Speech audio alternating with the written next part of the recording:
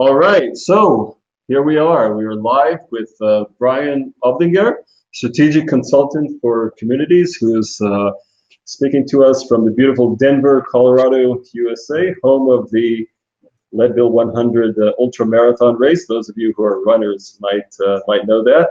How are you, Brian? I'm doing great. Excellent. So you're going to give us a masterclass about solving business problems, calculating ROI, and telling compelling stories. That's a fabulous themes to put together, and I'm very excited to hear how you weave that. So why don't you go ahead and share your presentation? I'm going to go and drop backstage. I'm here if you need me. Do you see the control for the chat where it says feed, the in-session controls? That would be the third icon from the right, and the button feed below it. Absolutely. Yep. All right, cool. So take it away, and I will see you. I'll pop on screen in a few minutes before we need to end. Great. Thanks, Ari. All right. All right. Well, I see everybody filtering in here, which is great. So I hope everybody's excited. We're going to try to make this as much of an interactive session as possible. So use the chat here. From time to time, I kind of have to switch screens, but I'll look over at the chat and see what's in there. And I also have some points along the way where I'll specifically pause and we can kind of talk about things, and I can read your messages in the chat and respond. So hopefully you find this super valuable.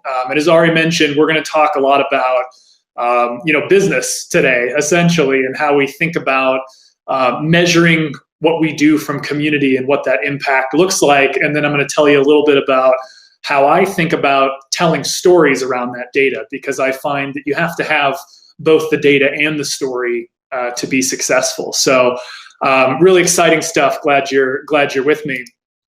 Just by way of introduction, if you've never met me before, as Ari mentioned, I'm a strategic consultant. I help companies figure this stuff out. Right. So I help people build strategies, I help them implement them, and I help them measure the impact and communicate that. So this is a really great topic for me to be talking to.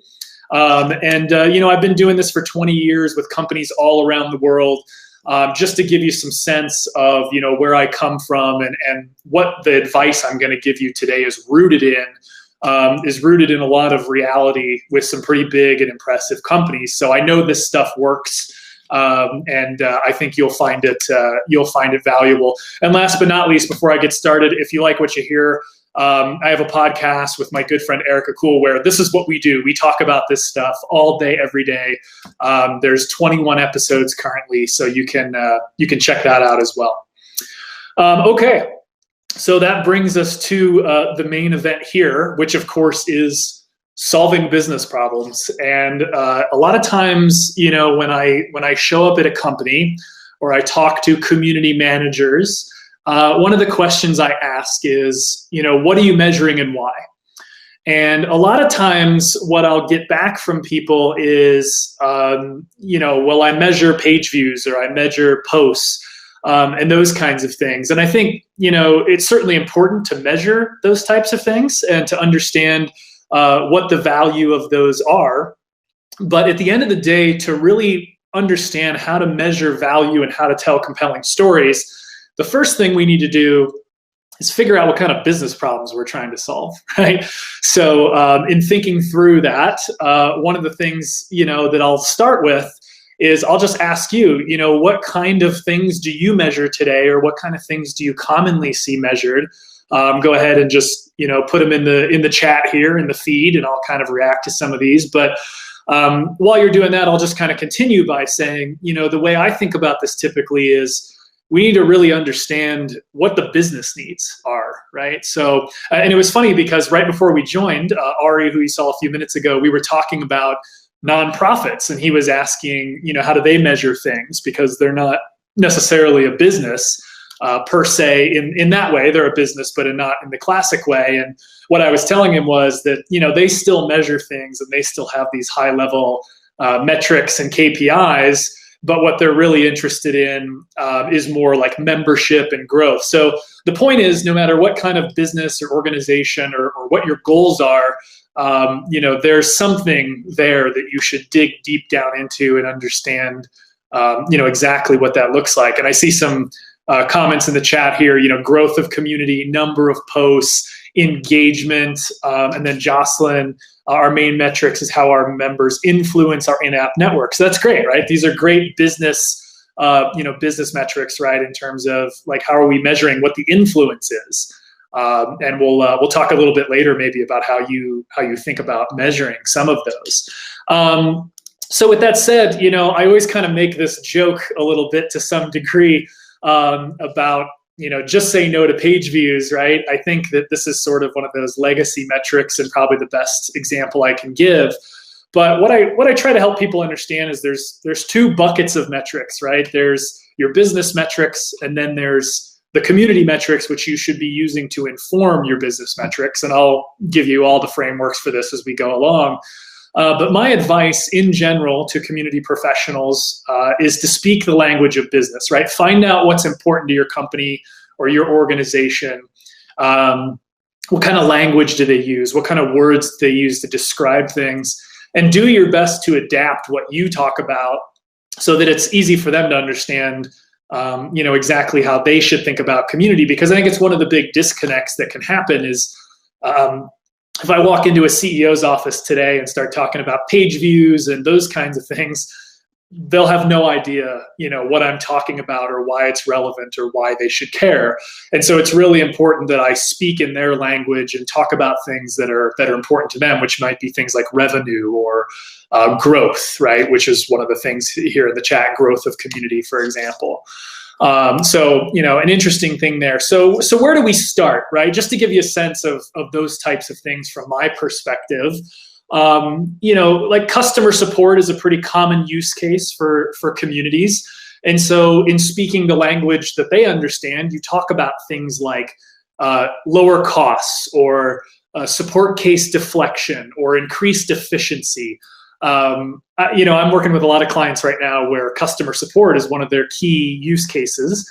And I talk about efficiency a lot because that's really, at the end of the day, people who are really smart and really keen in the area of customer support know that efficiency is everything, right? And so I talk about efficiency a lot of how are we developing programs and thinking about what we're doing in the community to help make their team more efficient, right? How do we free them up and give them back their time so they can work on more important problems instead of answering the same how-to questions over and over and over again, right? And then faster issue detection is another one, especially in big companies. They want to know what's going on as quickly as possible. They prefer not to get their news from Twitter or LinkedIn when something breaks. And so the community is a great place, right, for them to learn what's happening and detect issues faster. So those are some things that I kind of talk about, right, when I talk about customer support. Product and development, they're interested in quality, right? How do we ship more quality products, right, that have fewer defects or fewer bugs? Again, you hear these words, defects, bugs. Those are words that product people use, right?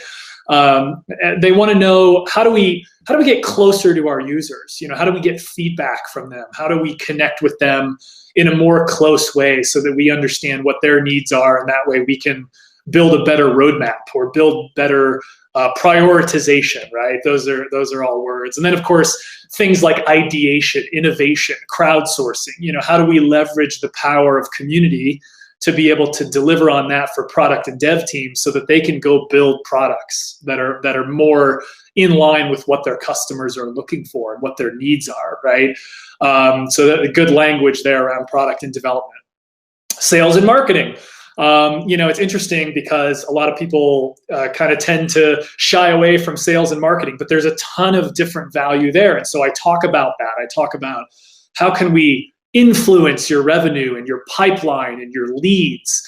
How can we activate, your advocates and your influencers and generate more buzz, more market share, more thought leadership, right? All these words. I hope you have a bingo card where you're sort of marking these off because I'm just sort of going through them. How do we educate our customers better? Because it turns out from a sales and marketing perspective, the better we do at educating customers or prospects before they even become customers, the more they understand what this product is and why it matters. And that really helps out marketing and sales to be able to do their job. So there's a lot of things there. And last but not least, there's customer success, right? How do we engage our customers more? How do we increase revenue? How do we increase retention? What kind of self-service capabilities do we have?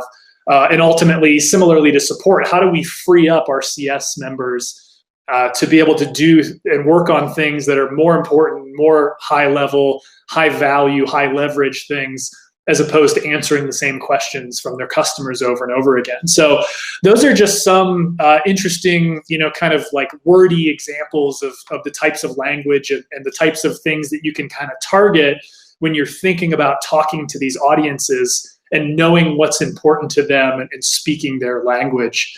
And I'm going to keep going here, but if you have any other ones that are interesting, go ahead and put them in the chat, and we'll talk about those. Anything that I've missed here, or other ones that you've used and had some success with, I'd love to talk about those when we get to one of our interactive discussions.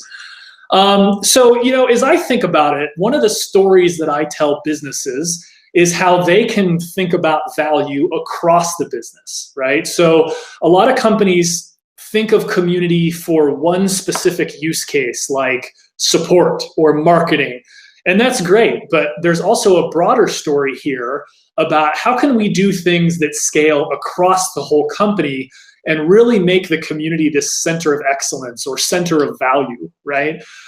So what I want to do is kind of walk you through. This is a slide that I use when I talk to customers to help them understand that. And I thought it might be useful just to go through it to give yet even more depth of examples here, right?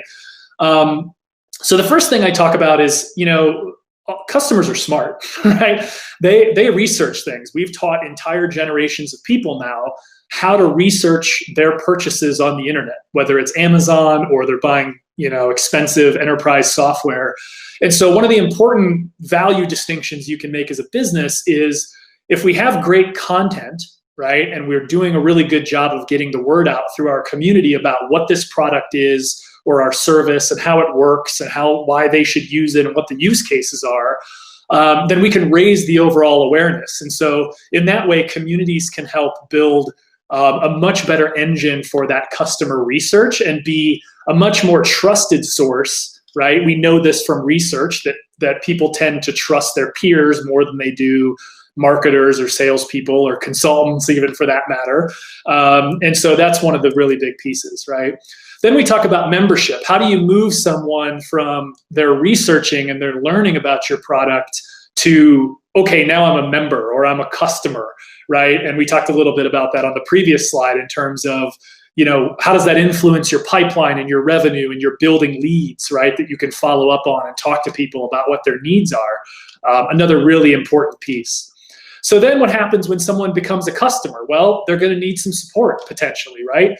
And we can take care of a lot of that with community. We can build really great learning, really great content, really great resources. And again, there's that decreased support costs or support case deflection that we talked about before. Learning. So if you've followed me or you've listened to the podcast or you've joined other sessions I've done at other conferences, I tend to talk a lot about learning, which seems potentially counterintuitive sometimes with community. But it turns out with product and service companies that what customers often need and often want is they want to learn. And we talked about this a little bit on the previous slide as well. But if we can build compelling learning as part of the community, and good examples of this, if you're wondering, Salesforce with Trailhead has done a great job. Alteryx, where I used to work, has the Alteryx Academy. Tableau has done a nice job of this. There's a number of other communities that have done a really great job of integrating learning. But again, it goes back to how do we build that affinity with these customers so that they understand the product better, meaning they require less support, they require less hand-holding, and ultimately they're able to make better decisions when it comes time to expand their account and do more things, right? User groups, remember those? Remember before COVID, how we all used to go to events? Now we're doing it virtual, but this is a huge part of the story of the value of community is let's not think of community as a website. Let's think of community as something bigger and broader, and that may include events, right? And so how do we do user groups, whether they're virtual or whether they're in person, however they're delivered, how do we get like-minded groups of people together and build this community around them and around their knowledge and around their needs, and really do that? And one of the things that I saw when we built the user group program at Alteryx, for example, is this amazing like account expansion model. Because what happens is people show up and they get they get to see use cases and other people present, just like we're doing here, right? Things that you might not have thought of before, and in their head it triggers, oh wow, I should be doing this, I should be doing that, why haven't I thought of that before? And what that ultimately leads to is effort on their part, which is great, but then also they might need to buy a higher level of service or more product, right? And so there's a lot of value from that perspective and a big story you can tell around events and user groups and why they're important. I also talked about ideation before on the previous slide, right? So how do we incentivize our customers to come and tell us what they need and directly interact with them? And how does that help affect our products, right? So I think that's a really important one. And you're starting to see more and more product-specific communities come up. Open source communities have been doing this for years, and they should get all the credit for pioneering this because they're the ones who really kicked it off. But I think a lot of other businesses now are understanding the value of directly connecting with people. Super users, right? So some of you might call these advocates, you might call them influencers, but how do we build programs around people to make them happier, highlight their successes, put them in the spotlight, and ultimately make them a voice of why our products or services are so important? And of course, the business value there is we retain them longer, they're happier, and then we, on the back end of it, other people experience this, and that can lead to additional pipeline and revenue and leads and other things that are really important. And last but not least, I'll just put advocacy, which is similar, of course, to super users, word of mouth marketing. So hopefully, this has been an interesting kind of overview of when I go to a company, this is sort of how I position. Here's what a journey could look like for a user, right? From end to end, from the moment they become aware of us from a research perspective, all the way through the other end, which they've been using our products, they're super into the community, and now they're an advocate for us. And so this is a great example of like, how are we solving multiple business problems with our community along the user journey or the customer experience? And it's just a really valuable, way to think about this and how to think about expanding what you're doing. So hopefully that's really interesting. And I'm flipping back to the chat here every once in a while just to see if there's any comments or questions. So feel free to pop those in there as we move along. Before I get to calculating ROI, any other questions on, how we think about surfacing business value or what questions do you have around that? I want to make sure I give some time and room to breathe here before we get into the ROI stuff. So I'll just take a moment and see if anybody's got anything in the chat here. While I'm waiting on that, I'll say that Jocelyn's point before about how do we influence in-app revenue and network effect is a really interesting one. And that kind of goes, again, back to this is a high-level business goal, right? We need to influence more people to use this thing by word of mouth or because their friends use it or because other people are telling the value story. Really, really important and a good example of one that I didn't cover. And this is becoming a more important type of business value when you think about the app economy, right? Companies that do nothing but have an app. The network effect is a really important one that you can talk about from a business perspective so that people understand exactly exactly why we're doing community and what the benefit is going to be. Okay, so I'll keep taking a look at the chat, but let's go on to the what is going to be the biggest part of this, which is how do you calculate ROI, right? Now, I have a measurement framework that I'm going to walk you through. Look, everybody's can be a little different. It doesn't always have to be this way, but this one's worked for me, and I thought it would be useful to explain myself and how I think about what does good measurement look like, so that maybe this is something you could think about as once you've identified your problem, now you can think about how do I actually go about measuring those things, right? Which is a big jump from we know what the problem is to how we're going to measure it for a lot of companies. The first thing I do is what we talked about at the beginning. What's the business problem we're trying to solve? Some people call these goals, and that's the big important thing to get. So we talked about that. So this is where we get into a little bit of, okay, how do you take that goal and how do you translate that into something that's measurable? And for me, the way to do that is to think, okay, if this is our problem and our goal is to solve that problem, well, how are we going to do that? What's the approach we're going to take? What's the strategy around how we're going to solve this problem? And don't worry, I'm going to give you very concrete examples of all kinds of different things here in a moment once I get through the initial framework here. So then I tend to think of it as, okay, we know how we want to solve this problem, but in doing it with those steps that we've identified, maybe there's 10 steps, maybe there's 20, maybe there's 500, I don't know. But in identifying what those steps of the strategy and the operational plan are going to be, how do I measure those things? What kind of data do we have to do that? And as a result, what kind of KPIs or OKRs or whatever term you want to use here, what kind of high level measurements are you taking is really important to get down to that level.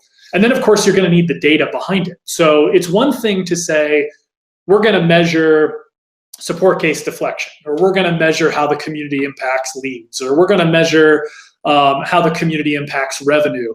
But if you don't have access to the data, or you don't have a way of thinking about that problem and getting to some sort of methodology that helps you understand it with some real data behind it, then you're going to be stopped in your tracks in all likelihood, and you won't really be able to measure. So it's really important that as you work through these steps, you think about each of them both individually but also together as a one thing, because you're going to need all of these to really measure something and tell a compelling story at the end of it. So let's talk about some examples of this. And if you've seen different ones, or you've done it different, or you have different ideas, put them in the chat as I talk through it, because these are just mine, right? These don't have to be yours. But let's use the support community example, right? So a goal might be, we need to reduce our support costs. It's a simple sentence, no jargon, no industry, blabbing, no buzzwords. This is something that everybody at your company can understand and say, we need to reduce our support costs. It's currently costing us too much money, and that's a problem, right? So then we go down to the next level and we say, well, what are we going to do about it? Well, we're going to build a self-service support community. And self-service is the most important part of that sentence, to say, this is going to require less of our time and less of our resources as we scale it. And that's a great strategy for helping reduce our support costs. There might be other things that the business is doing. Maybe, support probably has 5 or 10 KPIs about how they're going to reduce costs. But this is how community contributes to it, right? Okay, great. So what's our KPI going to be? Well, one that I've used in the past is understanding, as people are interacting in a community environment and marking solutions and helping each other, how do we know what the dollar value of that is, right? It's a really kind of a tricky question when you think about it. People are asking questions, other people are giving them answers. That's great, but what does it mean, right? How do I know how to measure that? What is the dollar value? So that's what we need to learn how to understand is, every time that happens, I ask a question, someone comes in and answers it, and it helps me. What does that mean to us as a company from a dollar or euro perspective, right? And so what are some of the metrics we're going to need? Well, we're going to need to understand how many people are coming to the community. We might want to just ask them, what kind of value do you find in these conversations? And that can help us later on down the road understand some of the dollar value. I need to know from the support team, what do they spend? So every time someone calls in or sends an email or opens a chat, what does it cost them, right? Because I need to be able to subtract that to understand what the actual savings is here and understand what kind of value we're creating. And then last but not least, you need the cost of the community, right? We need to subtract what it actually costs us to run the community. Otherwise, the number is overly inflated and we're not getting a true ROI. So that's just a good framework and a support community example. Let's move on to what about retail companies like a Sephora or a Home Depot or a Target or a Best Buy or something of that nature, right? What do they care about? Well, in a lot of cases, what they care about is we need to increase our dollars per transaction, right? When someone comes into the store, what's the average transaction? Is it $10? Is it $20? Is it $50?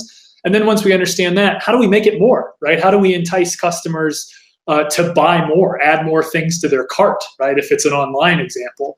And so from a community perspective, what we can say is, hey, we'll contribute to that throughout our community activities, whatever those activities are.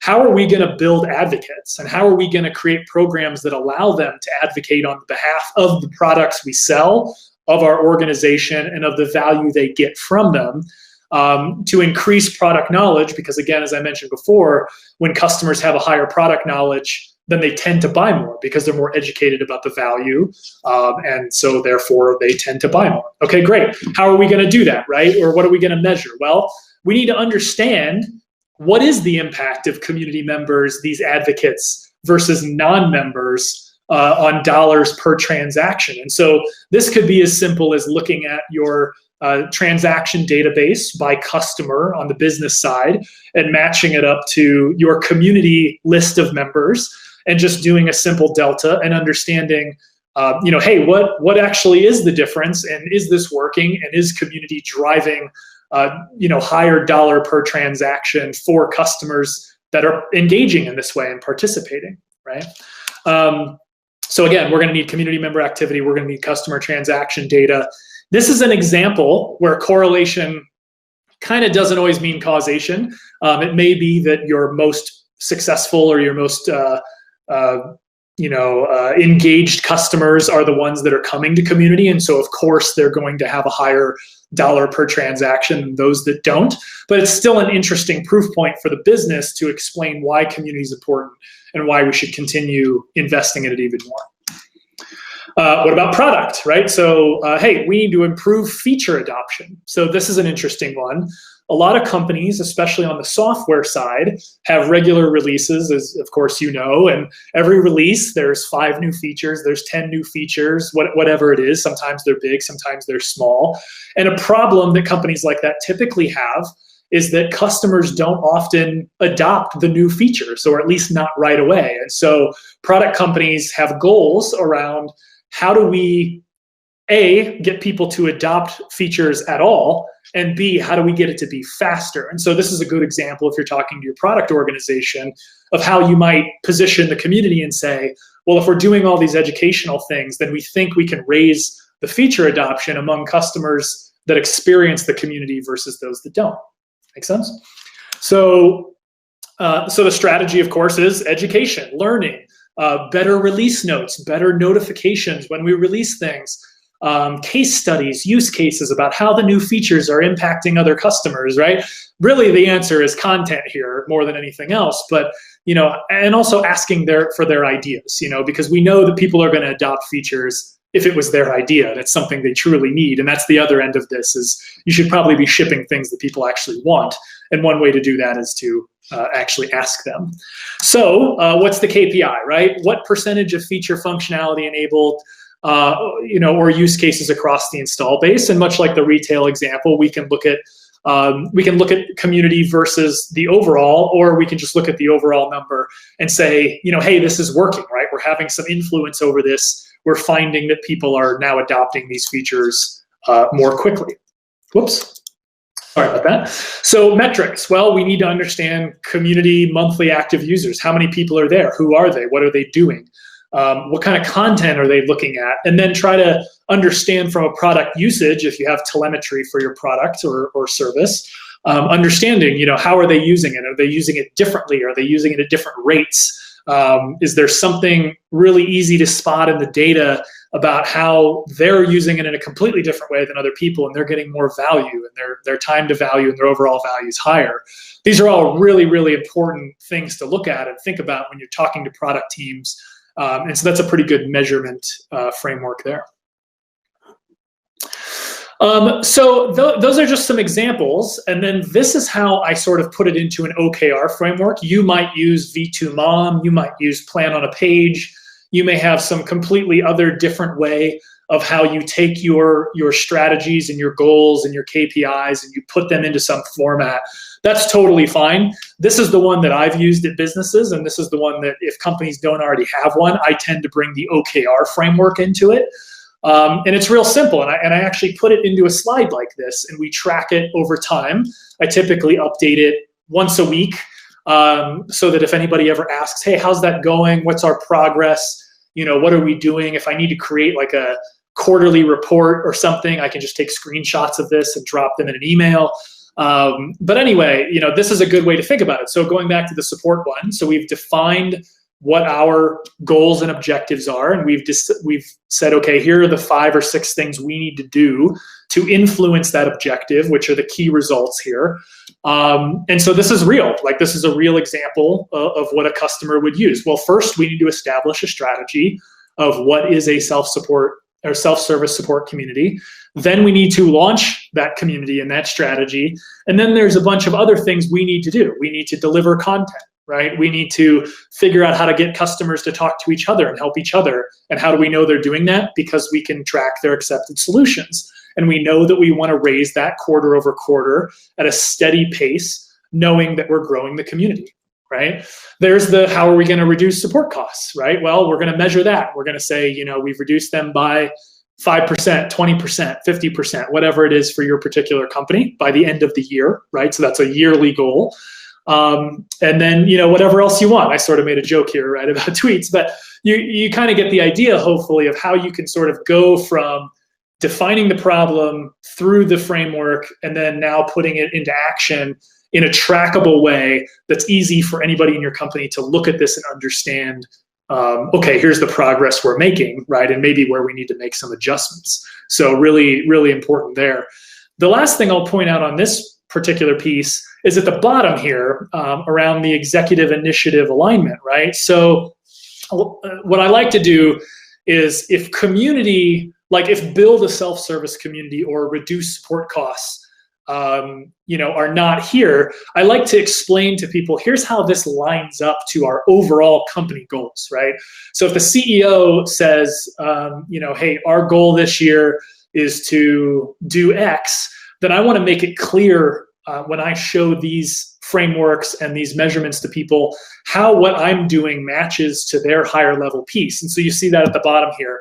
So in this example, it might be that 2 of the company goals this year are enabling self-service and enhancing customer satisfaction.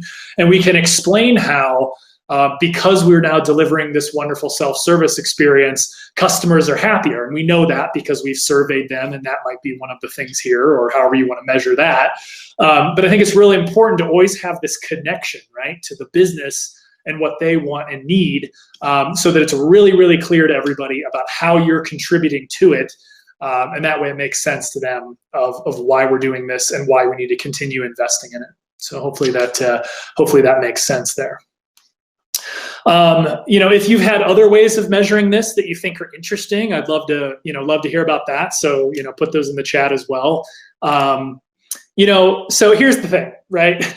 It's easy for me to sit here and talk about measurement frameworks and OKRs and KPIs and data.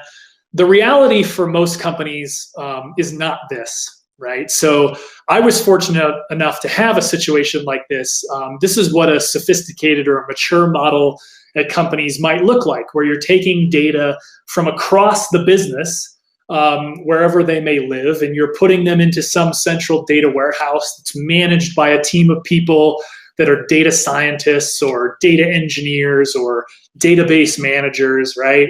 And they're doing the heavy lifting and the hard work of getting all that data in one spot, making it as clean as possible, and making sure that it's available for analysis. And then whether it's you or, again, probably someone whose job it is to do this, and I've worked with those folks before, where I went to them and said, hey, here's what I'm trying to figure out. Can you help me? They would go dig around and they would do the analysis and the insight. And then at the end, it usually ends up being, here's the number you were looking for, or here's a dashboard, right, with the charts and the graphs and the numbers that you asked about. Most of you, my guess is, that are watching this, unfortunately do not have this system. If you do, great. This will make your life so much easier. And once you've defined your OKRs and your numbers, this will make your life a lot easier. But it's not reality. So let's talk about reality, right? So this is probably what a lot of your measurement operations look like today. You probably have CSV or Excel exports from different tools and systems you're using. Maybe people are emailing you data points or interesting tidbits that you think are, might be relevant to what you're measuring. Maybe you go to a meeting, right? And someone says, oh, 50% this, or we raised it 100, whatever that. And you sort of overhear these numbers that become part of the lexicon of your company. And then, there's a lot of gut feeling. There's a lot of, well, I think it's working and I think we're influencing it. A lot of that has to do with because we want it to, right? Your natural biases and things like that. And then a lot of people sort of engage in these like mathematical gymnastics, right? Where they try to put all this stuff together and they do some calculations and it's not quite making sense. So they do a completely different calculation. And it's not necessarily based on any kind of methodology or framework. It's more of, this is just what I did to get to the number. And so what happens is you end up coming up with a number that typically is like way too big. It's not necessarily based in reality. People go to meetings and tout these numbers and say, we did it, we changed the world, we saved $1 billion, whatever it is. And they just hope that no one ever asks them, hey, can you show me the calculation of that number? Can you tell me what you arrived at? And if that does happen, you can get into a situation where now you're being forced to explain the unexplainable. And so this slide is a cautionary tale more than anything else for me to tell you, I totally understand how people get into this and why they do this. And I'm not passing judgment, but what I am telling you is that when someone asks, why do you do it this way? Or can you show me the numbers? That's a conversation that you don't want to have, right? What you do want to have happen if someone asks you that question, you want to be able to go back to like the slides I had before and give them a very concrete, we multiplied this by this by this, and we got the answer. And I'm going to show you that here in a minute. So you're going to get to see exactly what that looks like. So, do your best with what you have. I understand that not everybody has this amazing, glorious, the dream, as Jocelyn is calling it, that wonderful data operation. But it is important to counterbalance what you're doing with some sense of reality and some defendable math, right? That you can use in a meeting to reasonably explain the decisions you've made and the numbers that you've chosen to communicate, right? Really, really important stuff. Good career advice there as well, I guess. So I'd love to know, from you, those of you that are in the chat, how many data sources are you pulling from today? Because when I was going through the examples before, you probably saw a bunch of different ones, right? There was community, there's CRM system, there's things like Marketo or whatever Adobe's calling that these days. There's your actual transactional data from sales databases. Just curious, as I kind of look at the chat, I'm wondering what kind of sources are you looking at? Where does it come from? What kind of data are you using? So I'll wait a minute here. I'd love to just have you type that in and just so we can talk about it. I'm going to go get a drink really quick because my throat is getting a little dry. And when I come back, we'll pick up on the numbers here and the actual formulas, right?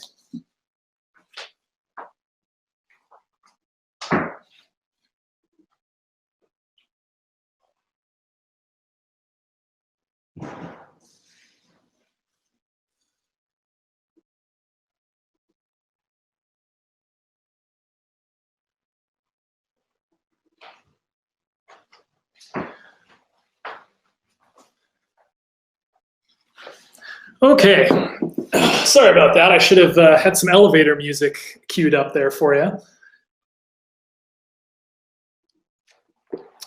All right. So, I'll just tell you when I was at, Alteryx, Data Robot, companies like that, it wasn't uncommon that we would have 5, 6, 7, 9 sources of data, right? That we were looking at to come up with some realistic, reasonable, formulaic way of thinking about how do we build this, right? And what does it look like? And what does that math seem like? So, I don't think you need to do that necessarily. I think you just need to find the 1 or 2 that are really important and build your story from there.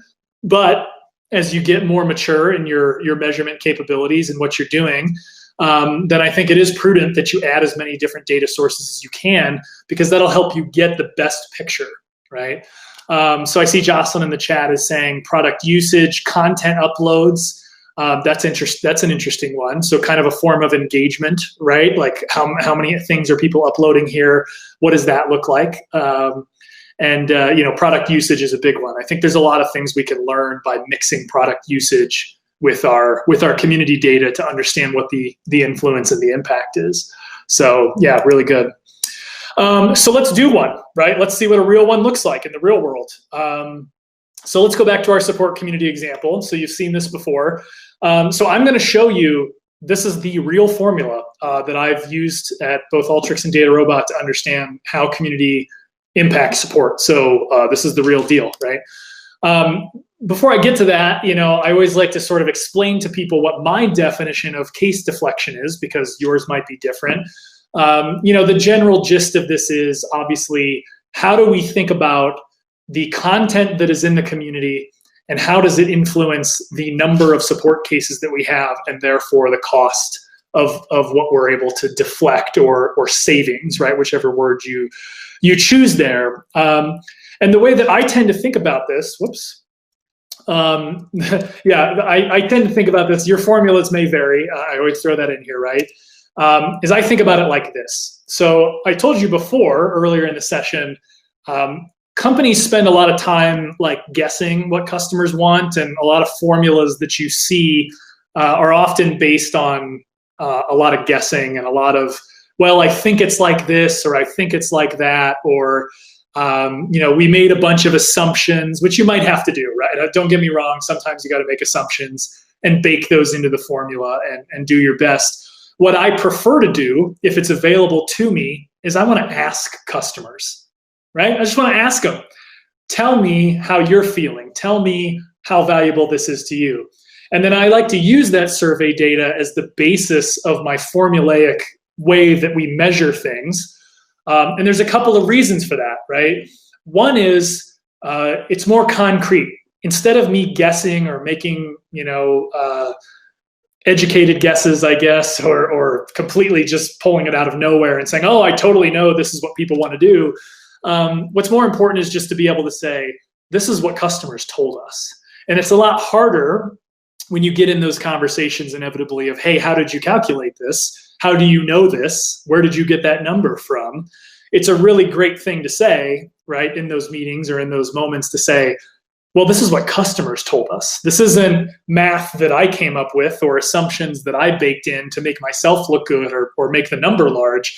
This is exactly what customers told us. And so they can argue if they'd like about, well, I don't believe that, that's what customers say or whatever they want.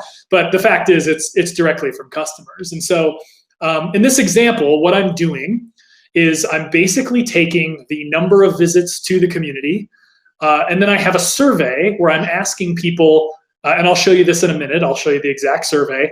I'm asking them 3 questions, which is how I derive the percent seeking support, the percent resolution rate, and the percent deflection rate. Those 3 numbers come directly from the customers.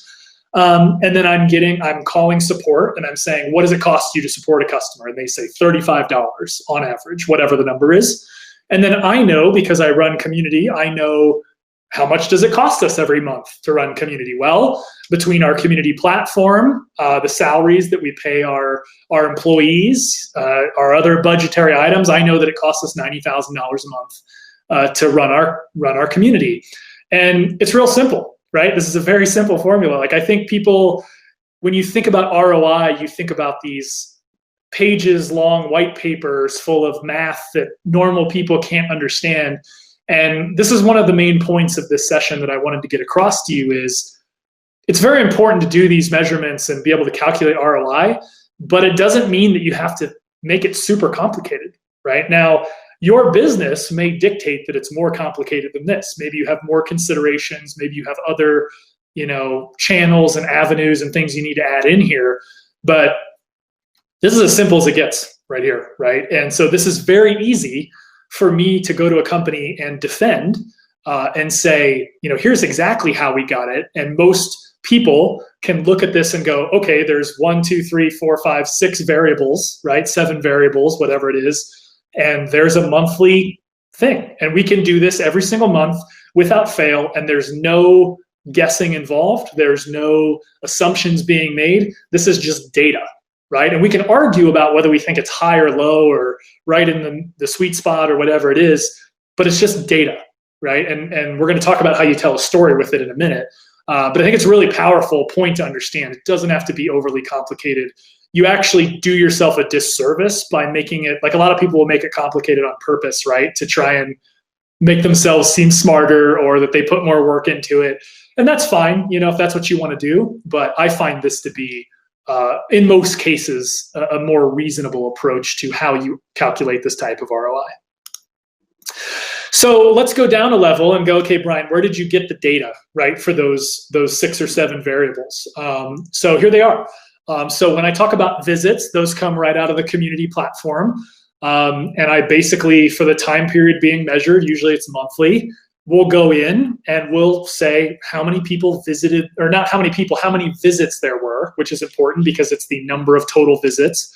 Some platforms will allow you to subtract employees or partners or anonymous viewers, right? Like Google Analytics will give you that with bots subtracted.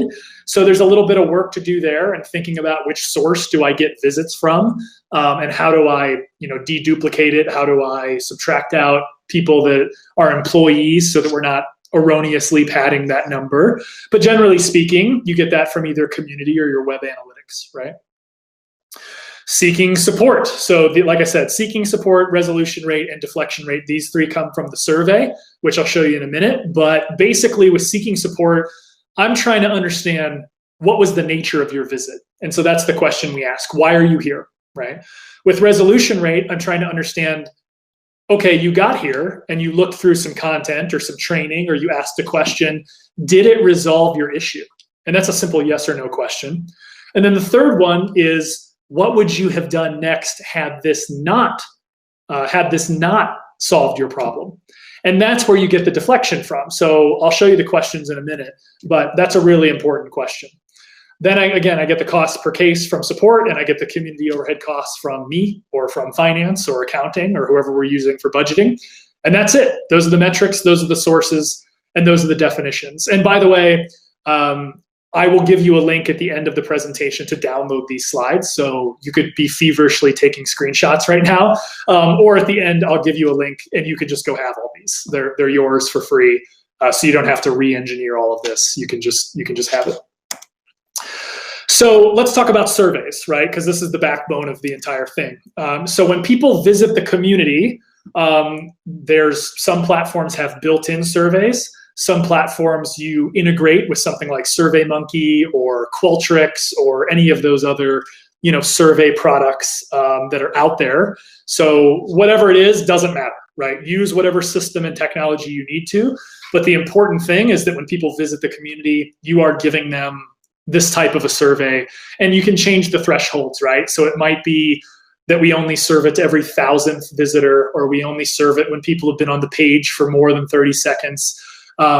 There's balancing our need to collect data with the customer experience. And I'm sure you've all experienced this, right? You go to a website and you just get there. You just hit go in your browser, and the first thing that happens is like the survey pops up or takes over the whole screen, and that's a really bad experience, right? You've just cut your users off from what they're actually there to do.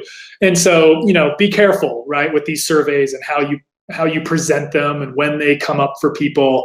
If someone's already answered it or they've said no, don't ask them again for 90 days or maybe many months.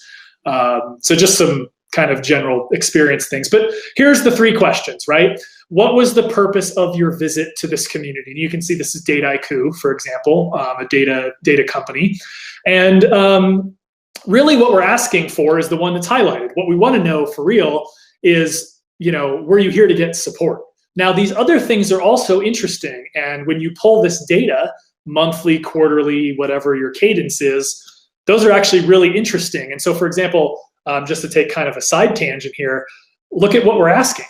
Purchase decision, looking for information. So sales, marketing, support, and then the last one is basically, I'm just here for industry leadership, right? And so we can take that data back to those teams and say, hey, look, a lot of people are visiting the community for this. They're finding it or they're not. Maybe we should do more or do less or whatever it is of those things. But in this case, because we're doing a support example, what we're really looking for is people that say, hey, I showed up here to get some help. That's your seeking support number. So whatever percentage of people say that, that's the number that you saw in the formula before. Really simple stuff, right? Were you able to find what you're looking for? Yes or no? That's our resolution rate, right? So if 50% of people say they found what they were looking for and they came here for support, then there you go. There's your resolution rate. Now, if you get a bunch of people saying no, then you have a different problem. And you need to think about why is that? Do we not have the right content? Is our navigation bad? Does search not work? Why is that? Why can't people find what they're looking for? What's the problem there? So really good data, even outside of this particular use case. And the third question that we ask is, okay, you succeeded. If you would not have succeeded, what are you going to do next? And the answer we're looking for here, of course, is I would have called, I would have chatted, I would have sent an email, I would have called my customer success manager and ask them. Those types of answers are the things we're looking for because that indicates to us that we stopped you from doing that, AKA a deflection. One other thing that's interesting here is, let me give you a little bit of a, I guess, anecdotal story about this third question. When I was at Alteryx, for example, we had more than 4 answers. We had, I think, 5 or 6. And different companies will have different things. Some might say, well, I'll visit a location if I have retail stores or something like that. When you're looking at this data after the fact, of course, you're really focused on the customer service one here in this example, but the other data is just as valuable. And what I mean by that is if someone tells you, hey, I came to the community looking for support and I found what I was looking for, and then they tell you, I would have come back later, I would have asked a friend, what they're basically telling you is I was about to give up. That's what they're telling you. Those are not viable answers to this. If someone has a problem and they need it solved immediately and they come to your community for help and the next thing they claim they were going to do was come back later, do another search, ask a friend, that's really, really bad. And they're basically telling you they're going to give up. And so what that tells me as someone who has run support teams and run community teams and run customer experience teams is that we have other problems here and that we need to really think deeply about what we're doing and why we're doing it, how we're doing it to make sure that we're servicing these people. Because when people tell you that they didn't find what they're looking for, or they did, but they would have gone off in some other random thing, that's not good for your business. And so this is a really insightful question. That I'd like to relay that story about the power of that data, right? And that leads you to whole other ROI calculations and interesting things. But anyway, back to support, right? So we're looking for support. Yes, I found it, and I would have called support, but I didn't have to because we got the answer here. There you go. There's your data, right? So you put it all together. You take all of that data. This is the same exact thing you saw before in a little bit of a different format. And it's as simple as saying, what percentage of our visits we're seeking support? 50% of people, okay? So 50% of people told us they came to get help. Great. What percentage of those people told us that they solved their problem? 60%. So you see that this is a very simple multiply visits by support, by seeking support, by resolution, by deflection, by cost. It's so easy, right? So what percentage of people seeking support told us they resolved their issue? 60%. Okay, so you're just whittling down the percentages. And then the last question, great, we solved your issue, but what would you have done next? Well, I would have gone to support. 40% of people told us that. And so by the time you get down to the cost per case, you've taken your 100,000 visits and you've whittled it down to a small percentage. And then you multiply that by $35 because that's what it would have cost us if they had gone there. And then you subtract the 90K for the overhead, and there's your money, right? You run this every single month, every single quarter, every single year. You build compelling graphs and charts that show this data. and you show people over time, look at the money we're saving, look at the impact we're having. And this is just one of those use cases. So imagine if you did this for any of the other things we talked about: product development, marketing, sales, right? You can create really compelling information here. So really, really simple way to go.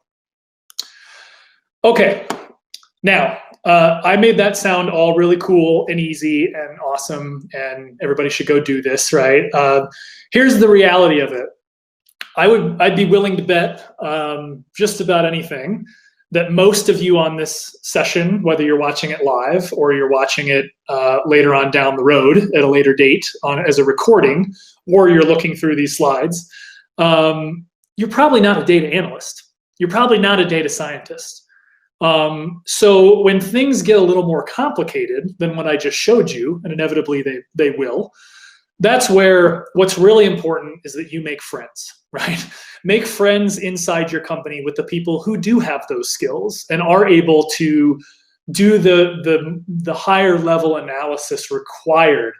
And there's a bunch of reasons for this. One is, don't fake it, right? This is not a good place to do the fake it until you make it thing. That's bad, and you'll get in trouble and you'll get exposed for that. So don't do that.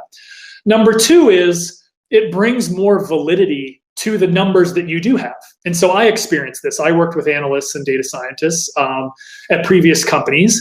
And when I walked into a room and said, hey, here's the money we're saving, here's the money we're generating, here's how we're impacting product, here's how we're impacting marketing, and someone said, well, how do you know? Or where did you get the data? I say, well, you should talk to the business analysis team, which everybody knew was a team of ninjas that this is what they do. And it was like, oh, okay, well, if they're telling me that this is the number, then that's the number because they're the smartest people we have. And so you get a little bit more legitimacy. People tend to believe it a little bit more. And if there is a mistake or an error, or someone in one of those meetings says, hey, that's great, but what about if you look at it this way? Then the answer is not, well, I'll go back through and struggle and try to make something up to get you the answer. The answer is, yeah, we'll go back to the business analysis team and we'll pose that question to them and we'll get the math, right? And we'll make it work. That's just a much more compelling and interesting way to do it. Now, not every company, especially if you're a small startup, not every company has these types of people in the organization. Totally understand that. Do your best to find anyone who has a little bit more experience with Excel, with data analysis, whoever it is. Partner with somebody. If nothing else, just show them what you're working on and say, does this kind of pass the test? Like, does this seem like it's something that makes sense and that the math is sound and the logic behind it is sound? A lot of people are afraid to ask for help, and that's where they get themselves in trouble. And so I really encourage you to do this because it'll save you a lot of heartache down the road in all likelihood, especially as it gets more complicated, right? Okay, so I want to stop here for a second. We're getting through the time here well, but I do want to stop for a second and sort of see whoever's in the chat. I just want to ask, now we have our data points, right? We have a number. We have that, whatever it was, $300,000 or $330,000. So I got this number, this one number, right? And it's so great and it's big and it makes us look good. How should I present that to my organization or to executives? Now, what I mean by that is, what kind of context should I put around it? It's usually not a good idea to stroll into a meeting or make a slide. Like, what if I had a slide here that just said $300,000, right? What does that mean? What kind of context, should I be putting around it? What kind of thing should I be saying to people that I'm showing this number to help provide context, to help them understand it, and also, again, to educate them about how we got there so that there's not these questions about, well, this seems kind of fake. It seems like you're just making it up. So I'm just curious in the chat here, sort of what kind of context do you think I should be providing? I'm going to tell you the answer. It's not a trick question. I'm just curious, what you think good context would be to share with that big number.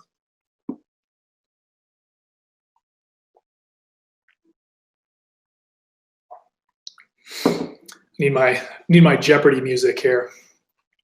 All right, just waiting a second. See if anybody's got some good things here. Yeah. So Ari says, what ROI can we generate, right? So when we generate ROI, we talk about the number. It's important to explain, why this is a return on investment, right? What does that even mean? Why are we doing that, right? So let me show you a few things.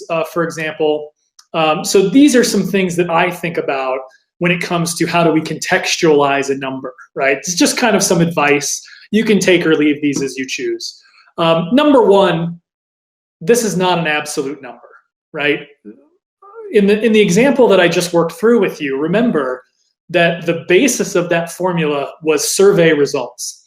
And the way that we got that survey results is let's say there was 100,000 visits to community. Did we survey 100,000 people and get 100,000 responses? Absolutely not, right? We surveyed 5,000 people and we got 1,000 responses, or whatever the number might be, right? And so what's really important when you're presenting a number like that to anybody in your organization is to help them understand this is not an absolute number. This is our best estimate given the numbers that we have, the data that we do have, and that it's based on an extrapolation of those results. I took the 1,000 survey results that we did receive and I extrapolated those across 100,000 people. Right? Now, this may seem obvious to you. You may be listening to me say this and say, no kidding, Brian, right? But you'd be surprised how many people leave that detail out. And it's an important number because then if someone challenges it, or it's an important point because if someone challenges your number, I should say, this gives you, if you've already said this, right, as you're presenting the numbers, then you've given yourself the wiggle room for people to say, well, I think it's lower, I think it's higher, it can't be that much. And you can say, well, you might be right? This is the best number I can give you based on what I know today. And there's really no way for us to make it better or get closer to the truth. And so those are two really important points when you're presenting a number like that to make sure that people understand how you got to it. The other one is, in this particular case, when we're talking about visits, who's included in that number? Are employees included in that number? Are other people that maybe we wouldn't want to include, other different types of audiences, bots? Because someone may ask that, right? They may say, okay, I get what you're saying, but maybe your visits number is inflated because you bought 100,000 page views through some shady Russian website or something like that. And that's where you can say, hey, we've done our best to remove actual anonymous bots and employees and things like that, right? So again, just sort of crafting the narrative around this number. The other one is, if I show that number to you, remember, we calculated it monthly, right? Which means it's going to fluctuate. You're not going to have the same number every month. And sometimes it can be wild swings, especially if you have small sample sizes on the survey piece or swings in the visits. That number can be wildly different from month to month. And so it's important to help people understand that and say, well, we had a product release in this month, and that's why the number is what it is. And we had the holidays, right? It's New Year's, it's Americans' Thanksgiving, it's Hanukkah, whatever it is, and we have less traffic during those times because people are living their lives and they're with their families. Whatever that context is, it's important to understand and explain to people what factors might affect the numbers that go into this. I often talk to people in that vein that the trend line is actually more important over a longer period of time than the raw number, right? So we can sit around all day and say, oh, this month we saved $200,000, and in this month we generated $300,000, and over here we influenced 500 deals in the pipeline. That's all well and good. I think those are interesting numbers and it helps connect with your audience. But what really matters actually over the long course of time, and by that I mean quarters, years, and multiple years, is what is the trend line? Are we moving in the right direction? And the reason I say this is because you can challenge me on my methodology. You can challenge me on the raw number. You can challenge me on the factors and the variables. But if I've consistently measured it the exact same way over time and the trend is good, then the trend is good, right? That means we're doing meaningful things and we're doing it better all the time. And so it's a really important point to make with people, not to get too hung up on what the raw numbers are. Let's look at the trends and understand, is this working? Are we doing this correctly? And is it getting better over time? And that, I think, is more compelling and interesting than arguing over, kind of small details of the variables and things like that. It's also important if someone starts saying, well, hey, have you thought about this or have you thought about that? Just like we talked about a few minutes ago with our example. Yeah, the answer is yes. If you go to a meeting and someone says, hey, have you thought about this? What if we took these people out? What if we did it quarterly instead of monthly? Yeah, let's go back to the data and let's rerun it and see what might occur. Or you could explain why that might not be a good idea and say, well, we don't really have quarterly numbers, which is why we run it monthly, because that's the best chance that we have to get the real number. But overall, you want to be flexible with this, right? And as much as you can, help people understand, yeah, we can apply different things here. And then because I was doing a customer support exam, I'm sure some of you have been looking at this for 5 minutes since I clicked this slide, right? The last bullet here, which is in our support example, this is kind of getting us to the story part of this that we're going to talk about. The thing that tends to happen when you show up to a meeting and you say community's saving a bunch of time and money is that people start getting a little nervous in the support organization. And I totally understand why that is, but I'm gonna explain to you here in a minute what the story that you put around that is to say, hey, don't worry about it. This is actually good news for you, and I'm gonna tell you why. Right? So those are really interesting, I think, points to make about how you contextualize a number, how you communicate it, and ultimately how you help people understand and get on your side, right? Okay, and so just taking a cursory look at the clock here, just want to make sure I got a little bit of time left, right? So I want to get to all of this. So telling compelling stories, great. So we identified our problem. Right? We built our methodology, our framework, we measured things, we have the number, whatever the number is, who cares?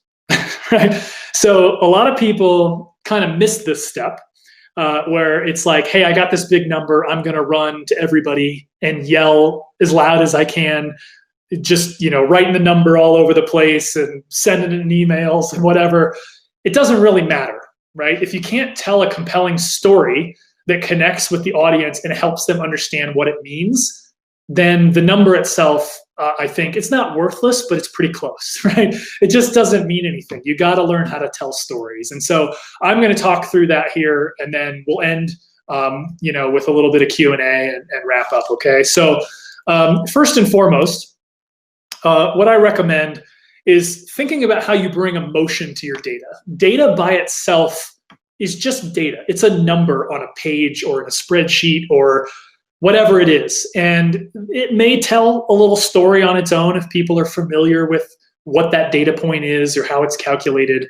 But chances are they don't, especially when you're talking about community. They probably don't really understand what this means or why it's important. And so one of the tricks that I brought into that is have some passion around it. Tell us, think about how I've communicated this here to you today, right? There's a passion, there's an emotion, there's a let me help you understand this and let me tell you why it matters and why it matters to me and why you should care. And you don't have to overdo it. This isn't theater, right? You don't have to be an actor or an actress. But the point is, you definitely want to think about how am I going to connect with these people and maybe make them feel something, because ultimately that's when you're going to get real traction with the number and people are going to go, wow, that's awesome. How can I be a part of that? Or how can I help more than I already have? So I always like to talk about emotion is a critical component to how you talk about data and tell a story.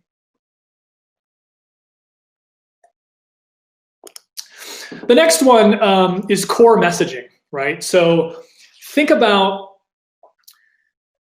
this. So you may have a bunch of different data points. You may have a bunch of different stories. You may have a bunch of those all at the same time that are evolving.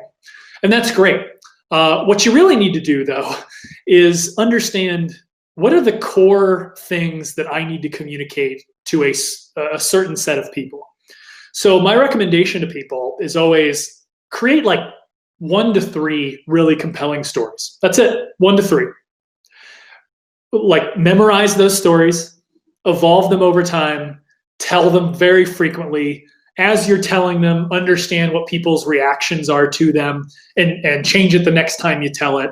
But you need to have stories that if the CEO of your company barged into my office right now and said, why are we doing this? I need to be able in that moment to say, well, that's because we're saving costs over here. And actually last quarter we saved $1 million, and that's really helping the efficiency of our team. And if we keep doing that, we think that we can get it to $2 million next year, right? I need to be able to have those stories and rattle them off as quickly as possible and really tell them like in a compelling way. And the only way that you do that is that you only have a couple that you really internalize and you can tell.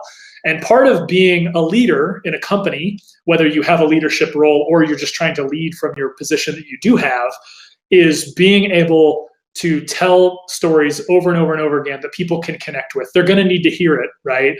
And you're going to need to hone it as time goes on. Think of like a stand-up comedian, right? I always explain this of like, when you watch the Netflix special or the HBO comedy special or whatever, streaming service it's on, do you think it's the first time they've ever told that particular joke on stage? They've told that joke 5,000 times on stage. You got to see the 5,001th time that they told that joke. And they've been assessing every time they've told it, they've been assessing the audience. When do I get the laugh? How strong is the laugh? Maybe if I use this word here instead of that word, it's more funny, right? Or it connects with these people better. And that's really how to think about your core messaging, is that over time, it should always be changing and evolving until you have the optimal, version of whatever that story is going to be. Targeted points, right? So what I mean by this is when I have my crafted stories, that's excellent, but it's also something along the lines of you really need to, I see Ari popping in here. Hi, Ari. We're good. We're good. Carry on. Just a gentle. Okay, sure. Yep. So what's in it for me is an important thing to answer for people, right? So unfortunately, we wish that everybody would feel great about what they're doing and they want to help you, but everybody's busy. They have their own things going on. And so it's really important to like answer this question for yourself when you're talking to them and make sure that you're tailoring your stories as it needs to be, right? We talked about repetition. I actually kind of caught that one before, so we don't need to go over it again. I want to leave you here with just a couple of high-level stories. I'm not going to read these. What I'll do is I'll give you the link at the end, and you can go read these. But I've come up with one for each of our different business units. So this is the high-level community value story, right? That you can think of like, this is how I told the story, right? So customers who visit the community, they buy more, they buy faster, they adopt functionality faster, they're more satisfied, and they remain customers longer. That's a story at a business that people can understand, right? So I have a bunch of these. Again, I'm not going to go through them. I created one for support and how you explain the data that we had. I created one for sales. I created one for product. I created one for marketing. And then I also have, here's the core KPI one-liners, right? So as I mentioned before, if someone bursts in my office and says, why are we doing this? I should be able to wrap one or two of these off in my head instantaneously and confidently, right? Because I've done it a bunch of times, and that needs to be the messaging that people could get. It's the elevator pitch, I guess, as some people lovingly refer to it, right? So I'm sorry we ran out a little bit of time there. I do want to be respectful of everybody's time.